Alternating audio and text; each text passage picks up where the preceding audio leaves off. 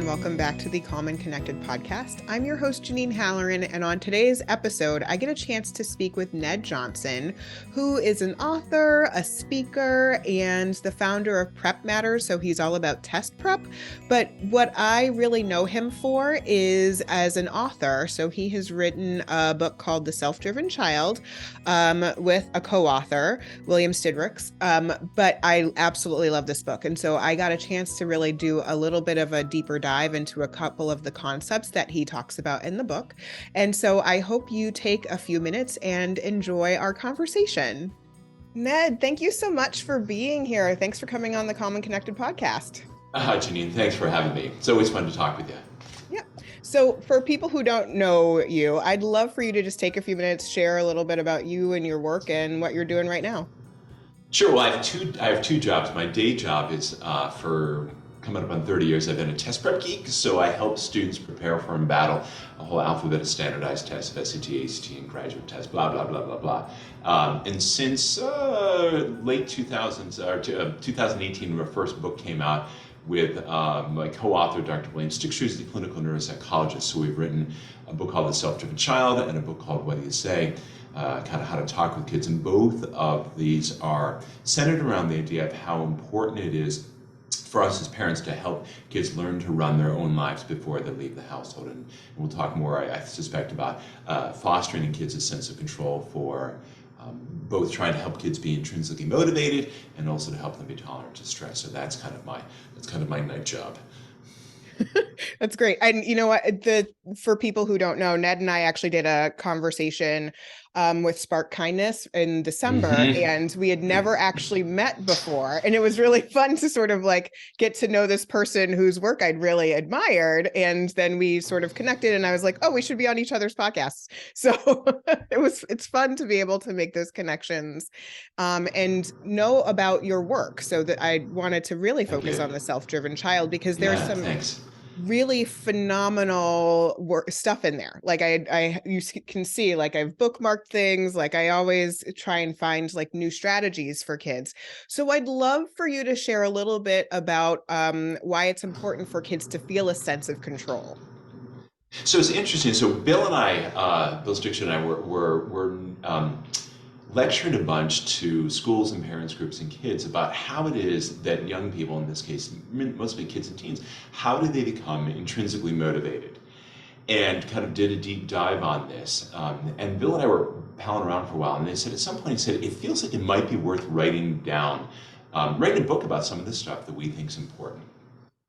And he said, does it seem to you like there's an organizing principle at how all this goes together? And I said, it seems to me that everything that we're talking about is designed to foster a sense of control that kids feel. And we talk about that in two dimensions. One, the subjective sense of autonomy, that I'm not, a pawn in other people's plans, that this is my life, that I have to say over, that I have choices, that I have to feel a sense of control, that this is my life. I want adult support, educator support, on and on and on, but fundamentally, this is my life. And also, as we dug into, we found that a sense of control was good for everything, for academic success, for career success, for health, for friggin' longevity. I mean, everything you can think of. If you've got an elderly parent who's in a retirement home, and that person is simply given choices about what time dinner, or these young people want to come and visit, you want them to come on Wednesday or Thursday morning or afternoon. You get a plant, you get to water it yourself versus having someone else water. People live longer. We also found that a sense of control was absolutely crucial to what we see as the debilitating effects of anxiety and depression on kids. Because by definition, if you're anxious, your thinking disorder, you have an incredibly low sense of control. If you're depressed, you have no sense of control at all. And so we can go into the nerdy science about this, but from a stress perspective, feeling a healthy sense of control, there are limits to this, but a healthy sense of control is incredibly important. And we think increasingly part of the solution to sort of stemming the tide of what looks like an epidemic of stress-related disorders with kids. So, if we want kids to be intrinsically motivated and to be tolerant to the stress that the world throws at them, we need for them to have a healthy sense of control. Yes, absolutely. And it's so interesting to think about that in terms of, the anxiety piece, especially because I see a lot of kids with anxiety in my work. It's what's Mm-hmm. happening, right?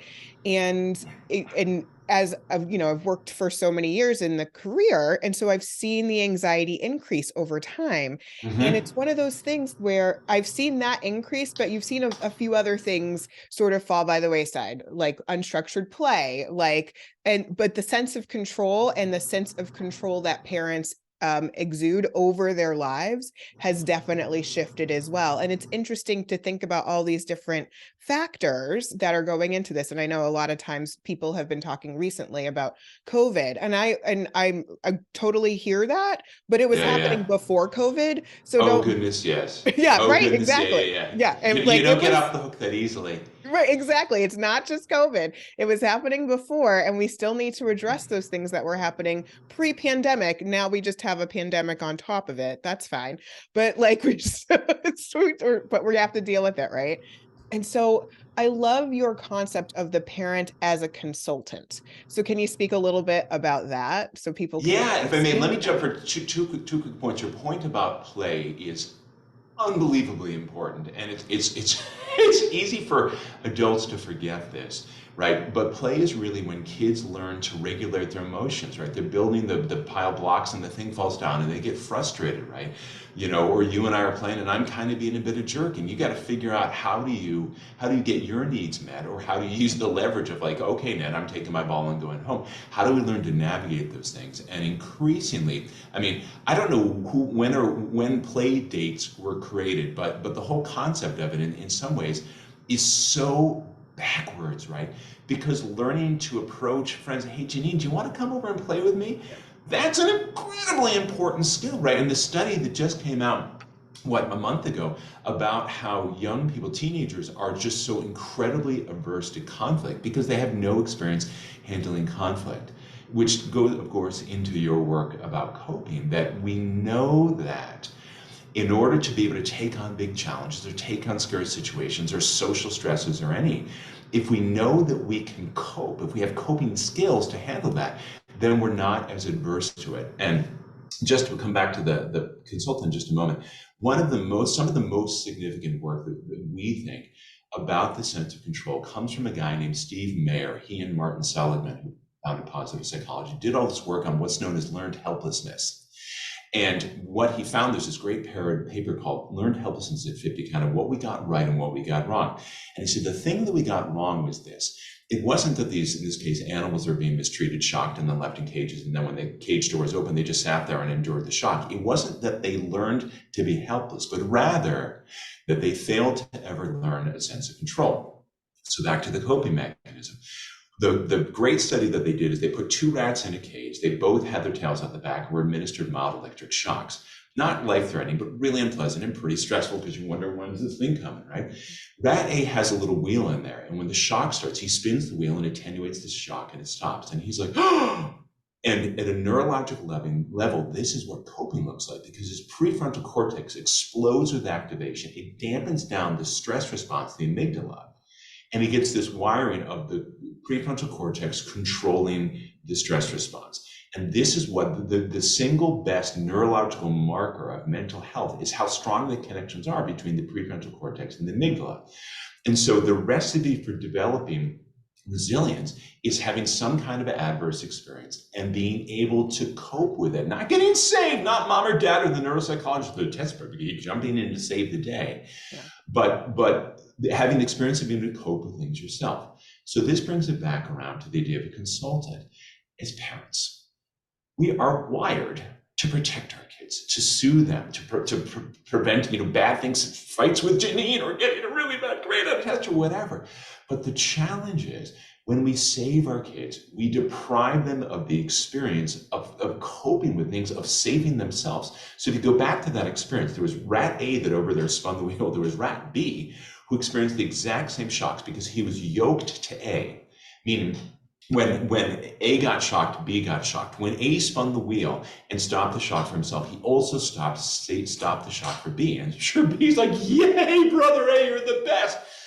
But B ended up being a wreck. He had none of those neurological markers, none of that connectivity, because he was forever the damsel in distress in this other person's movie. And so what we want to do as parents is we want to offer help and we want to offer advice. We don't want to tell kids how to do it, because we want, when we offer, kids then think about it. Is that a good idea or is that a bad idea? This might work this way, that might not work. But what about this? And we have that back and forth reciprocity, right, of conversation.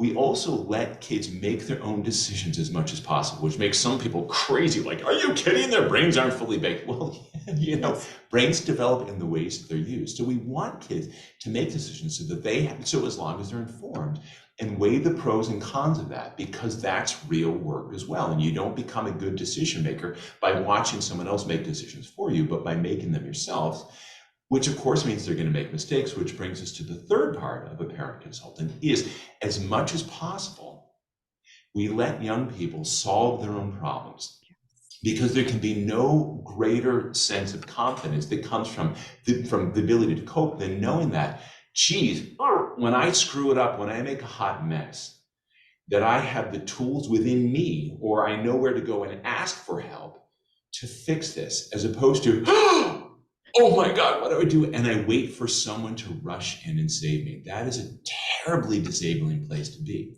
And so a lot of times parents hear they do, well, just let your kid fail. None of us, including you, including me, are talking about letting our kids fail and saying, well, that looks like that sucks.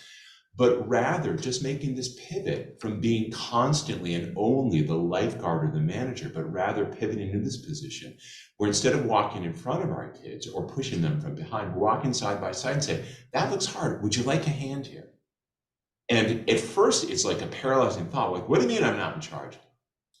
But ultimately, if we realize that we can't make our kids do things against their will. If your kid didn't want to do his homework, you can just lie flat on the ground and go la la la. What are you gonna do? Duct tape him to a chair and go Clockwork Orange on him? You can't do it. So it's actually at first like, but it's an incredibly powerful approach. And I have walked this walk with my kids, one of whom is ADHD, the other one who's ASD. And they're both wonderful kids, but things weren't always easy for them, as is pretty much true for every human who's ever walked this earth. So yeah, consultant is sort of our approach, give it a try. Yeah, I think it's really phenomenal. And what it reminds me of is that whole concept of what I can and what I can't control. And really so what true. It comes down to is like, we as parents, we think that we have a lot of control, but really they are in control of their bodies. They are in control of what they're doing. And so to be able to be in that role of trying to be the help, the consultant, a coach, really. And your words were reminding me of two different books, and it was The Blessings of a Skinned Knee. Mm-hmm. So really thinking about like, don't try and make the pathway smooth for them. Let them trip, let them figure it out, let them be able to work through that, because that builds resilience. In Julie Lythcott-Haims, How to Be an Adult. Like that book is phenomenal. And it's all about taking your own power, taking your own control of your life. What do you want to do? How can you do it? This is what it means to be an adult. You are in control. So you take it and run and do what you want. Yep, it's so true. And I would add to the trifecta of Wendy and Julie's book, Jess Leahy's The Gift of Failure. Yes. Which is it's all incredible thinkers and beautiful writers. So all if you haven't read them yet, put them on your nightstand. Yeah, I always feel like whenever I talk to somebody, I always have like new books to read, because that's one I haven't read yet, right? But my to be so read. Good. It's so long, but I want to get there. You know what I mean? I eventually do. Like I get down to the ones that I want to read, and well, and she's really clicking, because you're always looking for folks to bring in. She has a new book out as well called about a year ago called The Addiction Inoculation. Oh yes. And it's all about the things that make us vulnerable, from family systems to what's called epigenetics of kind of inherited trauma, what makes kids vulnerable to substance use disorder. She talks about her own struggles in a very open and just wonderful way. But to go back to your work as coping, when I was fortunate enough to read an advanced copy of this, and I tweeted out something like, if you don't have healthy tools to learn to cope with things that are hard, you will turn to unhealthy tools, alcohol, drugs, so on and so forth.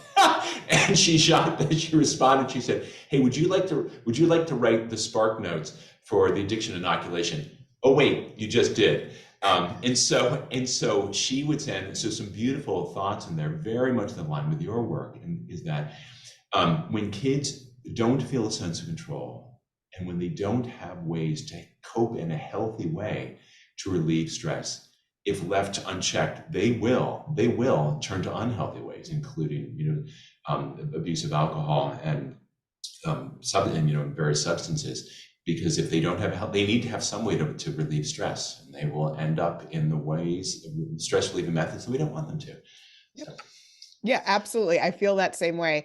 And you see it with the teenagers who are coming in and they're feeling stressed out and they're choosing things that aren't good for them.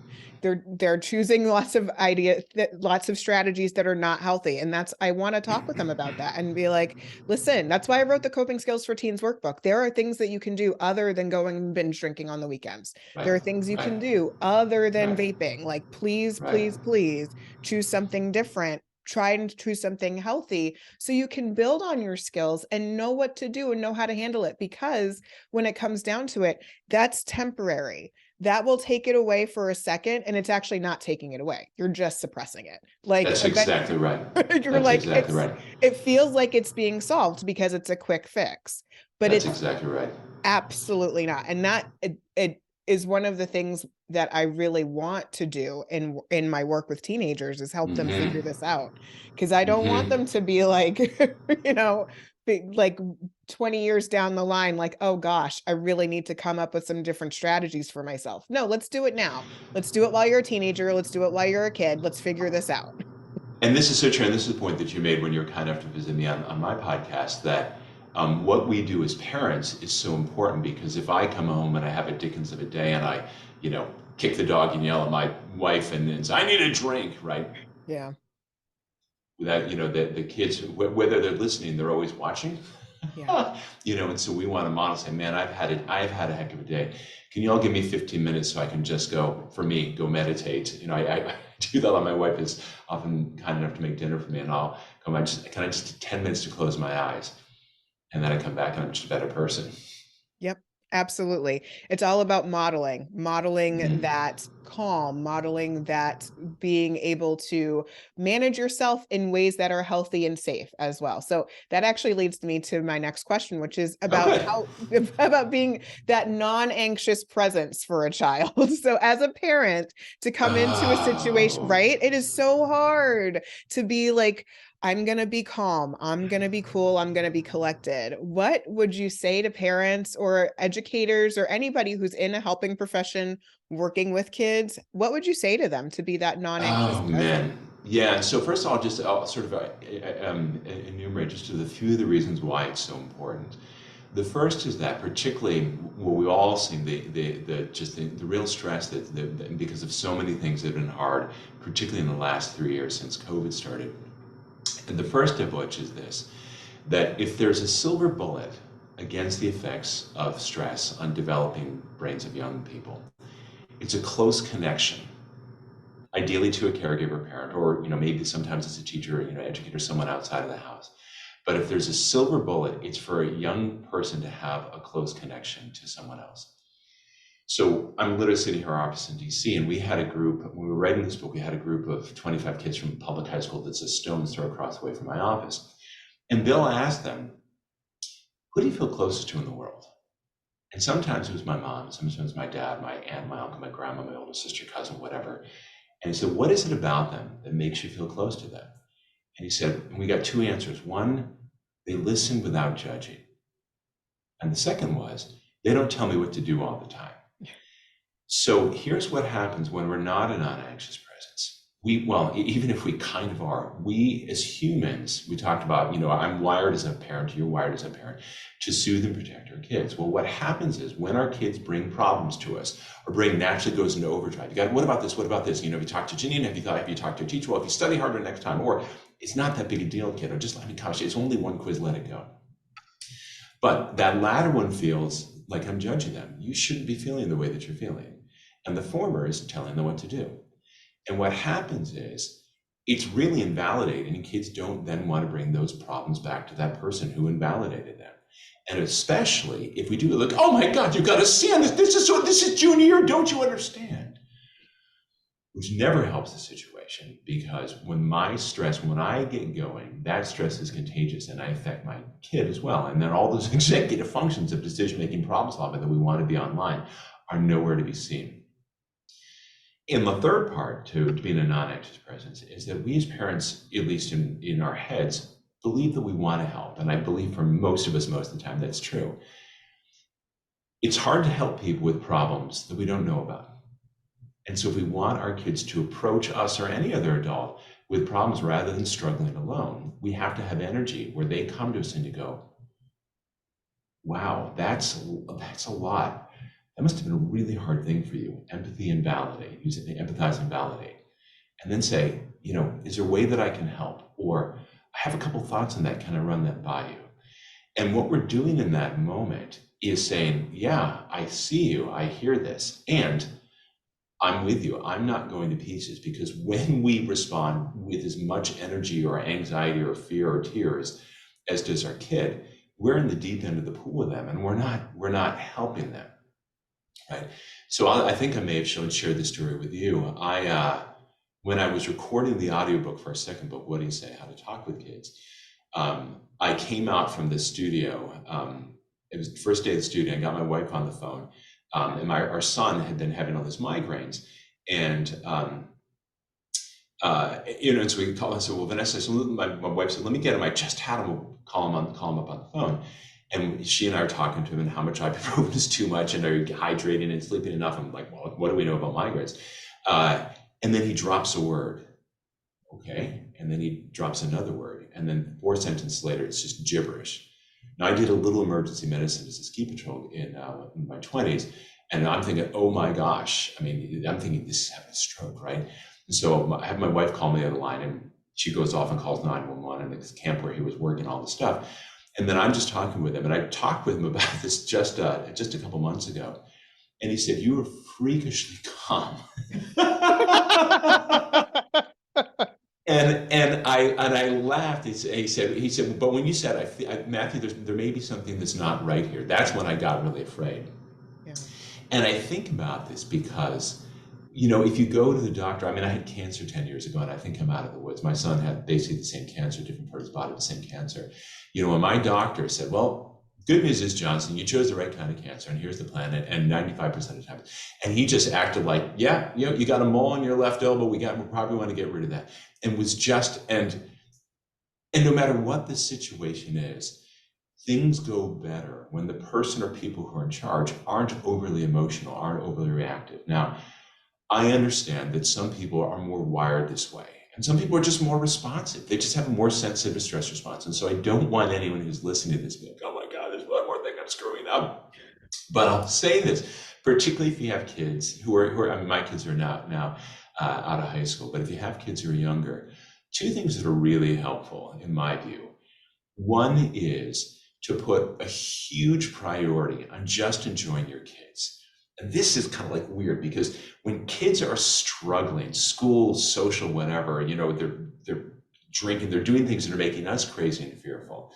It feels like we're bad parents if all of our energy isn't constantly focused on that thing that isn't going well. Here's the important thing to know, much like back to alcohol or drugs. Alcohol and drugs aren't the problem. They're the symptom.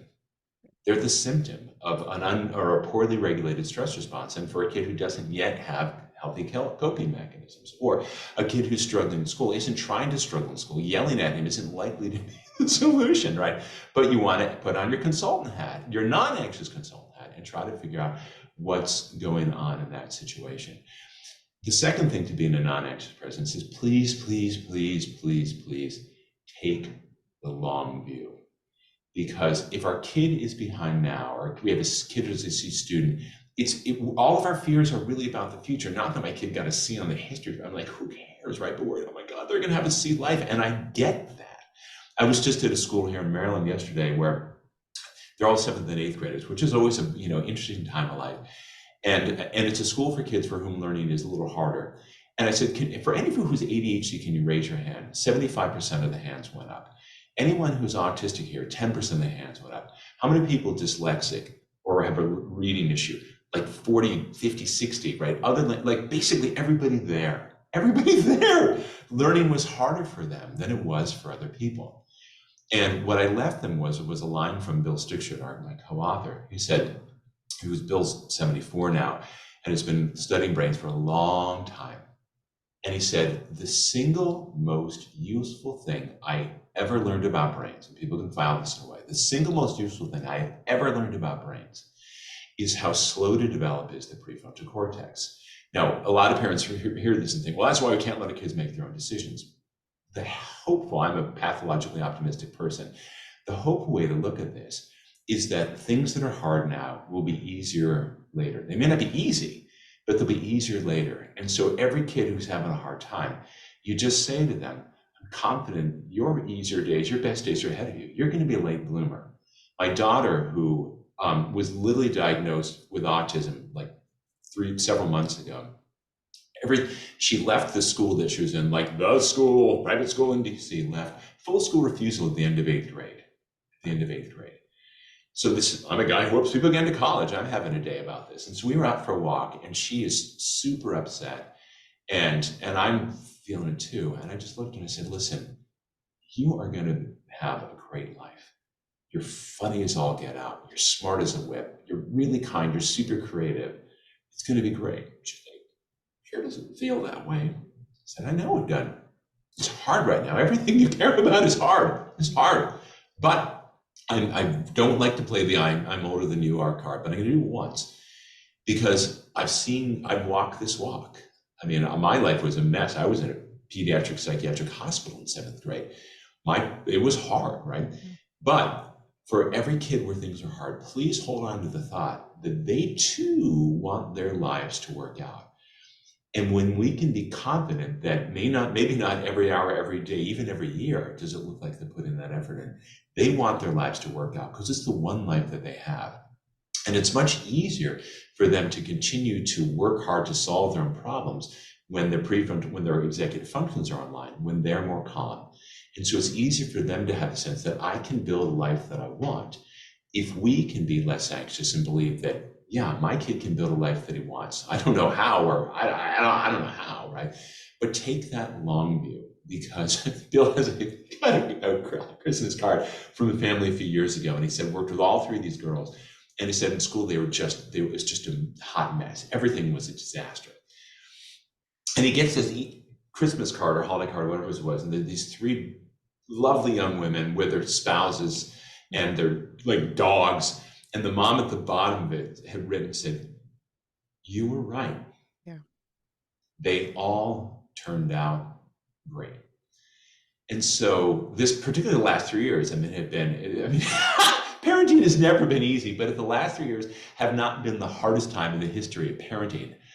I don't know when it is, because obviously the Great Depression, World War, but when the whole effing world is aflame, and we know that stress is contagious. Obviously, I'm stressed out, I stress out, you on and on it goes. So how to be a non-anxious person, take the long view, enjoy your kids, and back to all the things that you would advise, all of those coping mechanisms. I may be the most well-rested person in DC. I exercise every day, and I do what's called transcendental meditation twice a day. When I do these things, I can handle pretty much any foolishness in the world that people throw at me, including a kid with a brain tumor. And when I don't do those things, I very quickly become part of the problem, not part of the solution. And it's more fun to be part of the solution. So coping mechanisms. Yeah. And you know what? That's perfect. That's exactly, I was going to ask you about what are the things that help you? What are the things that you do? And I know transcendental meditation is one of the things that you talk a lot about in the book, which I think is phenomenal. But I also love that you like just going back to basics, sleeping and exercising, which is something we all talk about. We all know what's really good for us, but we don't always do it. And just to be able to know like those basics make a difference. Those basics work. That's incredible. Oh, it's so, I am at the point, because I had depression as a young person, they talk about depression scarring the brain, and I can feel that it's this channel in my head that's always there. And if I get too tired, especially, or too stressed, but mostly too tired, I can feel my car just like wanting to go right into that ditch. And so when when people do things that start to threaten to deprive me of a good night's sleep, I start to verge on vaguely homicidal. It's like don't because I don't want to be there. And when I get into that ditch, it's a lot of work to pull myself out. Preventative medicine or preventative care of your car is much easier than fixing problems once they pop up. And yeah, I mean, it is so interesting. I'm just rereading. I don't know if you've read Matthew Walker's book, Why We Sleep. No. Oh my gosh, it's unbelievable. It's Adding unbelievable. another one. He's probably sold 1 million copies of the book. I mean, it's just, it is hard to overstate how valuable sleep is, from longevity, you know, heart disease, diabetes, cancer, right? To mood, you know, to cognitive performance, everything you can think of. I can't tell you how much money I've been paid by DC parents to ostensibly help their kids' scores go up, and which ends up getting reallocated to talking to them about sleep, because I know that when they're well rested, their brains work better. I've more than, I don't know how many times, a half dozen times, literally paid students to sleep well like every single day of the week of the test, because they're paying me all this money for test prep. And I know if they get their keisters in bed and get 8.5 hours of sleep rather than 6.5, Yep. they will think better and they get the scores. I will look like a genius simply because their genius has come back online. It's incredible. Oh my goodness. That's so wonderful. I could talk to you forever, but I want to be too. respectful of your time. So if And our people listeners. yes, and if people want to learn more about you, where should they go? Where should they connect with you? Well, thanks. For our book, selfdrivenchild.com, or any version of self-driven will get you over there. On Twitter, as long as it exists, at Ned Johnson or at Self-Driven Child. And then I've been goofing around a little bit on TikTok and Instagram. The other Ned Johnson, just because it's a long story I won't go into. The other Ned Johnson. So all those places. All right, excellent. Thank you so much. And thank you everybody for listening. And don't forget about yourself. Take a few minutes. Have an awesome day.